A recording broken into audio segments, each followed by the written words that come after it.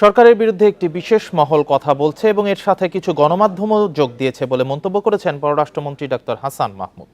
দুপুরে জাতীয় প্রেস ক্লাবে বাংলাদেশ আওয়ামী লীগের ৭৫তম প্রতিষ্ঠাবার্ষিকী উপলক্ষে এক আলোচনা সভায় এ মন্তব্য করেন তিনি। পররাষ্ট্রমন্ত্রী বলেন, দুর্নীতির অভিযোগ প্রমাণের আগে কাউকে দুর্নীতিবাজ বলা যাবে না।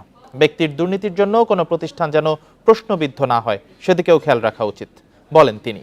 হাসান মাহমুদ বলেন, আওয়ামী লীগকে নিশ্চিহ্ন করতে একসময় অনেকেই দলের নেতৃত্বের বিরুদ্ধে কথা বলেছে, তবে যারা আওয়ামী লীগ থেকে সরে গেছে তারা সবাই রাজনীতি থেকেই হারিয়ে গেছে। তিনি বলেন, শিকলবন্দি গণতন্ত্র শেখ হাসিনার নেতৃত্বে মুক্তি লাভ করেছে। বিএনপি প্রসঙ্গে হাসান মাহমুদ বলেন, আওয়ামী লীগের কাছ থেকে তাদের অনেক কিছু শেখার আছে। বিএনপিতে কোনো গণতন্ত্রের চর্চা নেই বলেন তিনি। বাংলাদেশে গণতন্ত্র বারবার হোঁচট খেয়েছে, গণতন্ত্রকে শিকলবন্দি করা হয়েছে। সেই শিকলবন্দি গণতন্ত্র শেখ হাসিনার নেতৃত্বে বারবার মুক্তি লাভ করেছে।